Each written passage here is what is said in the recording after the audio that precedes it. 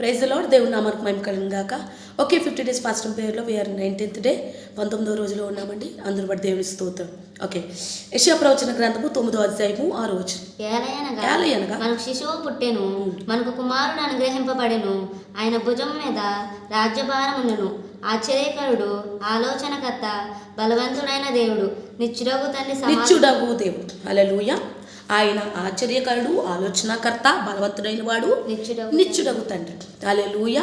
అంటే ఈరోజు నిత్యుడుగా ఉండి, ఆయన నిత్యుడగు తండ్రిగా మనకు తోడుగా ఉండి ఏం చేస్తాడు అంటే, నిత్యము అంటే ఎల్లప్పుడూ అని కూడా. అంటే యేసుక్రీస్తు ప్రభువారు పుట్టింది మనతో ఎల్లప్పుడూ నిత్యము ఉండటానికి. మత్తయి సువార్త 28వ అధ్యాయము 20వ వచనం. నేను మీకు ఏ సంగతులు ఆజ్ఞాపించితునో వాటన్నిటిని గైకొనవలెనని వారికి బోధించుడి. ఇదిగో నేను యుగ సమాప్తి వరకు సదాకాలం మీతో కూడా ఉన్నాను. సదాకాలము దేవుడు అంటే సదాకాలము అంటే ఎల్లప్పుడు అంటే నిత్యము కూడా దేవుడు మనకి తోడుగా ఉంటాడు. అంటే దేవుడు మనల్ని అనాథులుగా విడిచిపెట్టాడు. యేసుక్రీస్తు ప్రభువారు జననము అంటే మనల్ని అనాథులుగా విడిచిపెట్టకుండా నిత్యము కూడా మనతో ఉండటానికే ఆయన వచ్చి ఉన్నాడని అర్థం. జననము అంటే నిత్యము కూడా నీతోను నాతోను అనాథులుగా విడిచిపెట్టాడు. ఇప్పుడు చూడండి, మనుషులు ఎల్లప్పుడూ నీతో ఉంటారని ఎన్నో వాగ్దానాలు చేస్తారు, కానీ అవి పర్మనెంట్గా ఉండవు మనతో.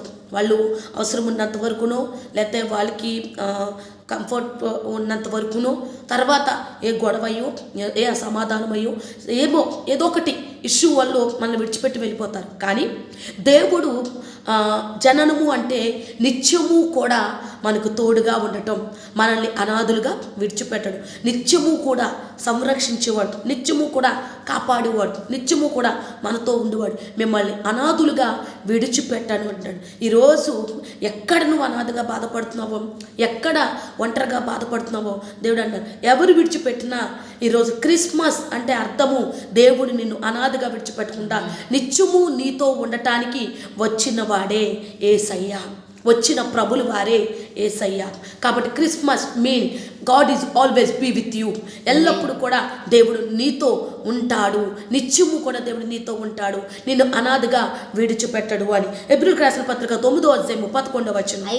అయితే క్రీస్తు రాబోచున్న మేలుల విషయమై ప్రధాన యాజకుడిగా వచ్చి తానే నిత్యమైన విమోచన మనకు అనుగ్రహించాడు అంట. హల్లెలూయా. అంటే నిత్యము కూడా అంటే యేసుక్రీస్తు ప్రభువారు వచ్చింది మొట్టమొదట నిత్యము మనకు తోడు ఉండటానికి, రెండోది నిత్యము కూడా మనల్ని రక్షించడానికి. అంటే పాపములో కూడా నిన్ను నన్ను విడిచిపెట్టడు. ఈరోజు పాపంలో చాలామంది మనం తెలియక తప్పు చేసినా, తెలిసి తప్పు చేసినా చాలామంది విడిచిపెట్టేస్తారు. కానీ ఈరోజు దేవుడు అంటున్నాడు, నువ్వు పాపములో ఉన్నప్పుడు కూడా నిన్ను అనాథగా విడిచిపెట్టి వెళ్లకుండా, పాపములో కూడా దేవుడు నిన్ను విడిచిపెట్టకుండా నిత్యము నీతో ఉండటానికి వచ్చిన దేవుడు. That is a Christmas. మూడోది చూద్దాం, ప్రకటన గ్రంథము 1వ అధ్యాయము 18వ వచనం. నేను మొదటి వాడను, కడపటి వాడను, జీవించువాడును, మృతుడని అయితేనే కానీ ఇదిగో యుగయుగములకు సజీవుడనై ఉన్నారు. అంటే క్రిస్మస్ అంటే కేవలం నీకు ఉన్న అంటే నువ్వు సంతోషం ఉన్నప్పుడే కాదు, దేవుడు మరణంలో కూడా దేవుడు విడిచిపెట్టడంట. హల్లెలూయా. ఒకటి అనాథులుగా విడిచిపెట్టడు, పాపంలో విడిచిపెట్టడు, మరణంలో కూడా దేవుడు నిన్ను ఒంటరిగా విడిచిపెట్టడు.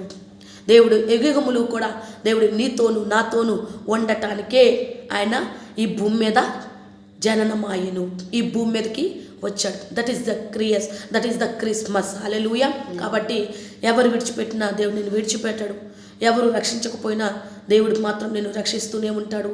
నిజముగా కొన్నిసార్లు మనం తప్పు చేస్తే మనం నిందించి వదిలేసిన వాళ్ళు ఉంటారు, కానీ నువ్వు తప్పు చేసినా సరిదిద్ది ఆయన నిజంగా నీ చెంతకు వచ్చి ఆయన హక్కున, లేదంటే ఆయన్ని నిజంగా నిన్ను హక్కుని చేర్చుకుని, ఆయన నిన్ను హత్తుకుని దగ్గరకు చేర్చుకుని నిన్ను ఆదరించేవాడు ఆయన. అంటే పాపంలో కూడా దేవుడు విడిచిపెట్టాడు, లాస్ట్ మరణంలో కూడా దేవుడు నీతో మరణం వరకు తోడు ఉంటానని చాలామంది వాగ్దానాలు చేస్తారు, కానీ వాగ్దానం నెరవేర్చేవాడు మాత్రం దేవుడు. మరణంలో కూడా దేవుడు మనకి తోడుగా ఉంటాడండి. హల్లెలూయా. పరిశుద్ధమైన మాటలు దేవుడు దీవించును గాక. God bless you all. See you in the next time. Praise the lord.